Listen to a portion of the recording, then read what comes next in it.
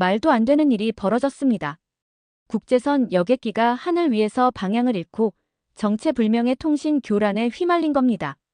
목적지도 아니고 계획에도 없던 한국 인천공항에 비상 착륙할 수밖에 없었습니다. 그런데 놀랍게도 승객들과 승무원 모두가 입을 모아 이렇게 말했습니다. 차라리 잘된 일이었어요. 시작 전에 잠깐. 좋아요와 구독은 제게 정말 큰 힘이 됩니다. 그럼 오늘 이야기 시작합니다. 저는 샬롯 캠벨, 오션에어 항공의 객실 승무팀 부기장입니다. 34살의 호주 여성이죠. 위기 대응 교육 강사로 일하며 수많은 비상 상황을 훈련해왔습니다. 하지만 그날 마주한 위기는 어떤 훈련도 완벽히 준비시켜주지 못했어요. 그날은 중국 상공에서 시작됐습니다. 시드니에서 도쿄로 향하던 TK812편. 갑자기 조종석에서 긴급 통신이 왔습니다. GPS 신호가 교란되기 시작했죠. 캡틴, 모든 계기판이 오류를 보입니다. 항로 데이터가 완전히 꼬여버렸습니다. 첫 기장의 목소리에 긴장감이 역력했습니다. 이건 단순한 GPS 교란만이 아니었어요. 동시에 연료 센서 오류가 발생했고 비행의 심장이라 할 수 있는 자이로 센서마저 마비되는 최악의 상황이었습니다. 위기는 순식간에 찾아왔어요.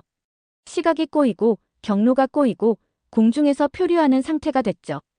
12,000m 상공에서 눈을 가린 채 운전하는 것과 다를 바 없었습니다. 승객들은 기체의 불안정한 움직임을 느끼고 불안해하기 시작했어요. 두려움의 속삭임이 기내를 타고 퍼졌고 공포가 마치 보이지 않는 안개처럼 객실을 채웠습니다. 200명이 넘는 승객들의 운명이 저희 승무원들의 손에 달려 있었죠. 가장 가까운 비상 착륙 가능 공항을 확인해 주세요. 지금 당장입니다. 기장의 다급한 목소리가 헤드셋에 울려 퍼졌습니다. 저는 즉시 주변 공항들과 교신을 시도했습니다. 하지만 중국 상공에서의 통신 교란으로 대부분의 신호가 차단된 상태였죠. 심장이 빠르게 뛰는 가운데 몇 번의 시도 끝에 드디어 응답이 왔습니다. 통신이 불안정한 가운데 단 하나의 공항만이 즉시 수용 가능하다는 응답을 보내왔어요.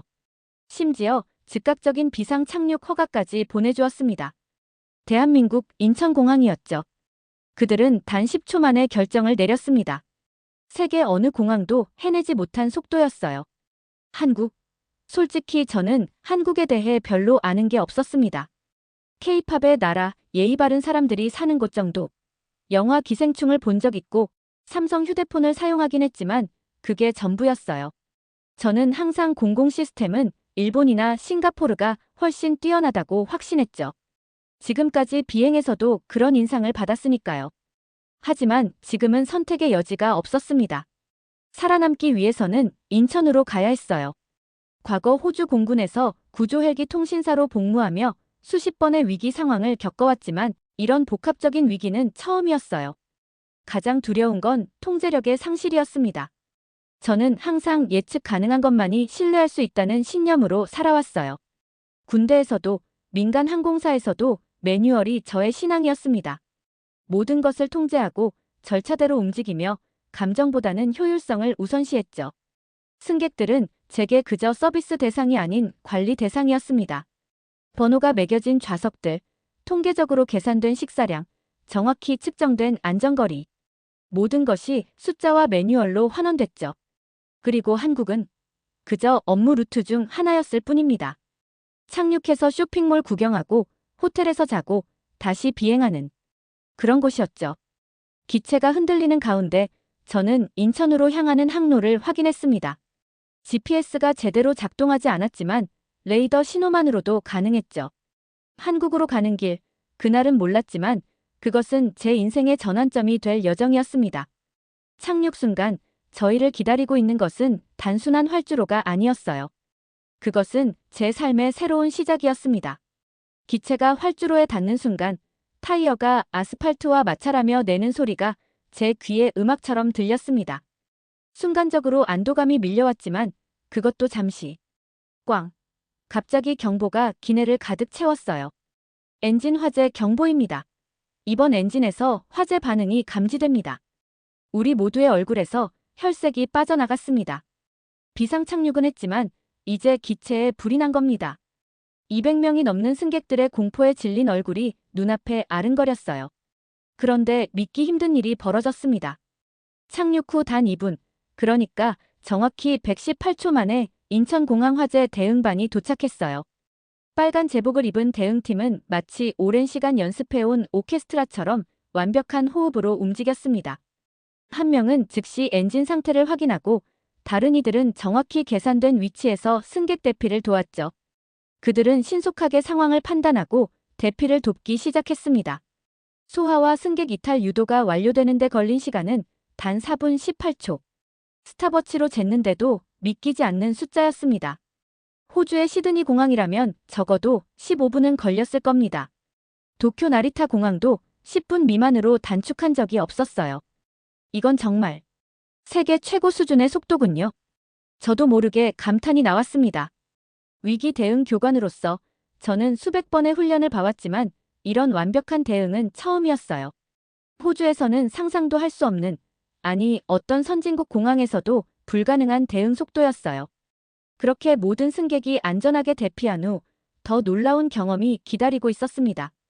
저희는 인천공항 비상지원 시스템으로 안내받았죠. 그곳은 그야말로 위기 속의 천국이었습니다. 넓고 쾌적한 라운지에는 인체공학적으로 설계된 편안한 소파가 놓여 있었고 피로를 풀어주는 최신식 안마의자가 곳곳에 배치되어 있었어요. 각 좌석마다 스마트 자동 콘센트가 설치되어 있었고 심지어 태블릿 거치대까지 있었죠. 가장 놀라웠던 건 승객별로 개인 슬리핑 존까지 배정해 준 것입니다. 작은 칸막이로 프라이버시를 보장해주고 담요와 목베개까지 제공했어요. 비상 상황에서 이런 세심한 배려라니. 저는 그저 입을 다물 수 없었습니다. 와이파이 비밀번호입니다. 무료로 사용하실 수 있습니다. 불편하신 것 있으시면 언제든 말씀해주세요. 공항 직원이 친절하게 안내했습니다. 즉시 와이파이에 연결해 호주 본사의 상황을 보고해야 했습니다. 연결 버튼을 누르자마자 와우! 소리가 나왔어요. 그 속도가 믿기지 않았습니다. 파일 전송 속도를 확인해 보니 호주 본사보다 정확히 4.2배나 빠른 속도였어요. 호주에서는 대형 파일 하나 보내는데 몇 분씩 기다려야 했는데 여기서는 몇 초면 충분했습니다. 이건 단순한 공항이 아니었어요. 마치 미래도시에 온 것 같았습니다. 아니, 어쩌면 미래도시보다도 더 효율적이고 따뜻한 곳이었을지도 모릅니다. 저희가 라운지에 자리 잡은 지 약 1시간 후 갑자기 소란이 일었습니다. 한 어린 승객이 창백한 얼굴로 구토 증상을 보이기 시작했어요. 아마도 비상 착륙의 충격과 스트레스 때문이었을 겁니다. 저는 즉시 인터콤을 통해 의료 지원을 요청했죠. 7번 게이트 라운지에 의료진 필요합니다. 어린이 승객 구토 증상. 놀랍게도 단 4분 이내에, 정확히는 3분 42초 만에 공항 간호팀과 소아과 전문의가 완벽한 장비를 갖추고 도착했습니다. 그들은 아이의 상태를 재빨리 확인하고 적절한 약을 투여했어요. 저는 스톱워치를 보며 그들의 신속한 대응에 다시 한번 놀랐습니다. 이런 빠른 대응은 세계 어디서도 본 적이 없어요. 제가 감탄하자 의사는 겸손하게 미소 지었습니다. 인천공항 표준 대응 시간입니다. 더 빨리 오려 했는데 엘리베이터가 좀 붐볐네요. 더 놀라운 일은 그 후에 일어났습니다. 기내에서 실신했던 고령의 여성 승객, 70대로 보이는 일본 할머니인데 영어도 한국어도 못하셨어요. 그분은 여전히 몸이 좋지 않아 보였습니다. 갑자기 상태가 악화되었고 한 젊은 남성 직원이 주저없이 그 할머니를 공주님처럼 두 팔로 안고 뛰어가는 모습을 보았어요. 저기요. 도와드릴까요? 제가 따라가며 외쳤습니다. 그는 잠시 멈춰 고개를 저었습니다. 괜찮습니다. 제가 모실게요. 그리고는 다시 의료실을 향해 뛰어갔죠. 약 20분 후 할머니는 안정을 찾고 의료실에서 나왔습니다. 의료진이 할머니를 돌본 후 그 젊은 직원은 다시 저에게 다가와 미소 지으며 물었습니다. 승무원님, 괜찮으세요? 많이 놀라셨죠? 이건 당연한 일입니다. 우리는 항상 이렇게 합니다. 그 말이 제 마음을 뒤흔들었습니다. 당연한 일이라고요? 호주에서는 절차만 있을 뿐 당연한 일이란 개념이 없었어요. 매뉴얼에 환자를 안고 뛰어라라는 지침은 어디에도 없었습니다. 그의 미소에는 진심이 담겨 있었고 그 눈빛은 마치 이게 뭐가 대단한 일인가요? 라고 묻는 것 같았죠. 순간 제 원칙이 흔들리기 시작했습니다. 20년 넘게 쌓아온 제 신념의 벽에 균열이 생겼어요. 어쩌면 위기 상황에서는 매뉴얼보다 진심이 더 중요한 것인지도 모른다는 생각이 들었습니다.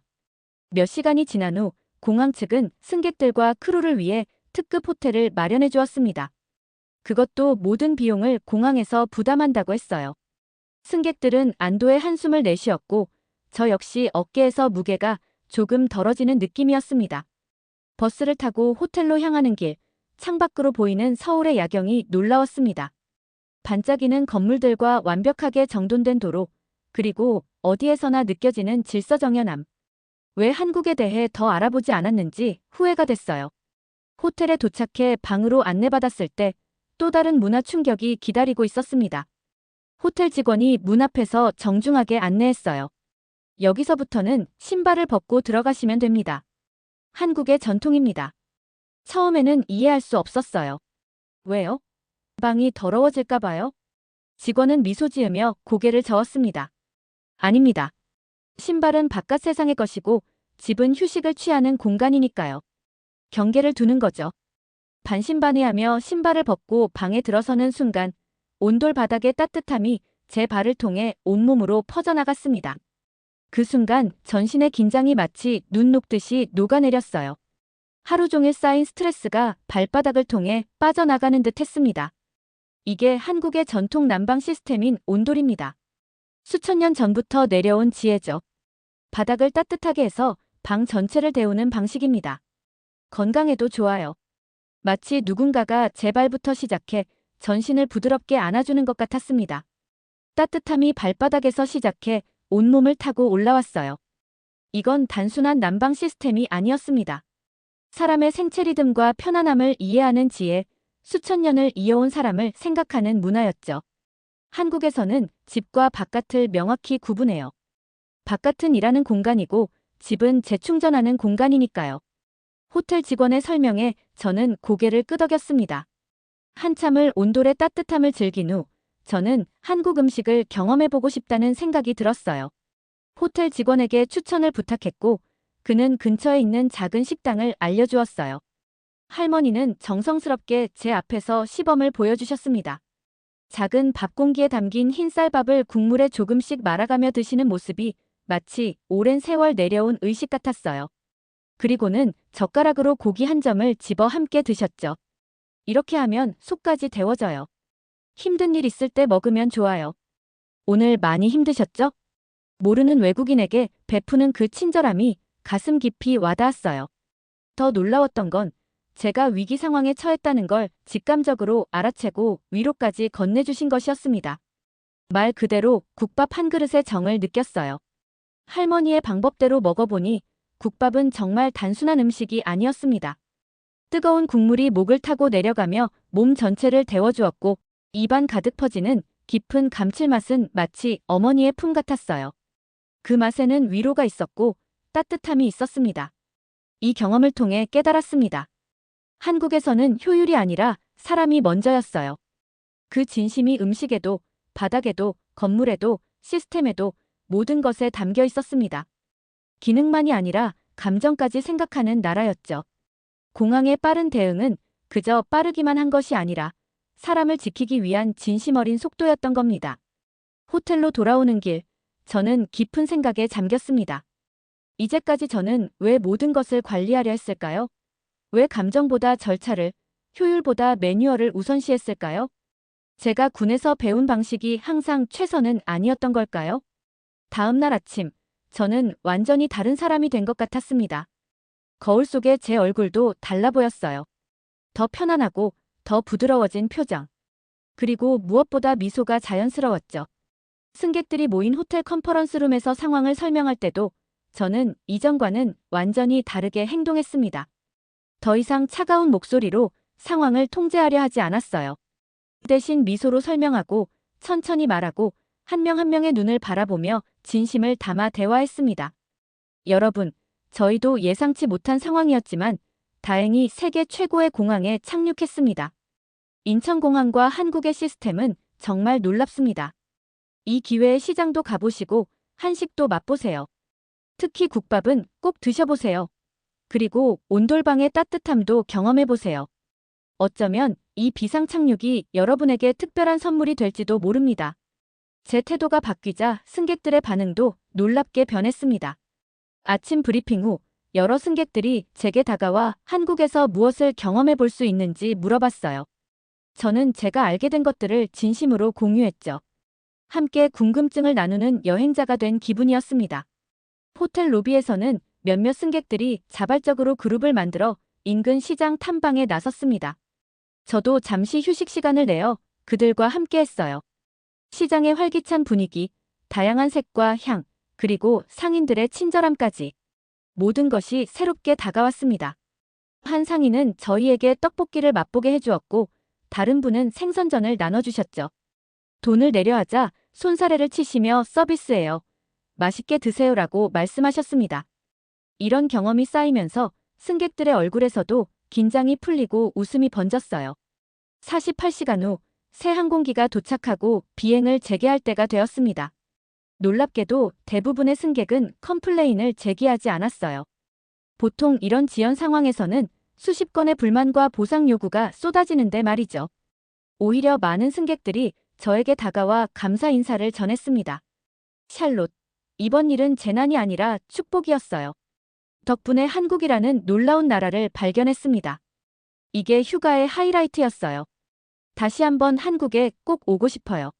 한 승객은 심지어 인천공항에서 구입한 작은 기념품을 저에게 건네주며 말했습니다. 이걸 당신에게 주고 싶어요. 당신이 없었다면 이렇게 특별한 경험을 하지 못했을 거예요. 덕분에 한국의 따뜻함을 경험할 수 있었습니다. 도쿄에 도착한 후 저는 인생을 바꿀 중요한 결정을 내렸습니다. 그날 밤 도쿄 호텔방에서 저는 제 커리어와 삶의 방향에 대해 깊이 생각했어요. 그리고 다음 날 아침 호주 본사에 특별한 요청을 보냈습니다. 한국어 회화 수업을 시작하고 싶습니다. 그리고 가능하다면 한국 노선 전담 부기장으로 재배정을 요청합니다. 매니저의 화상 통화가 곧바로 걸려왔습니다. 샬롯, 갑자기 왜 그러는 거죠? 당신은 호주 일본 노선의 베테랑인데.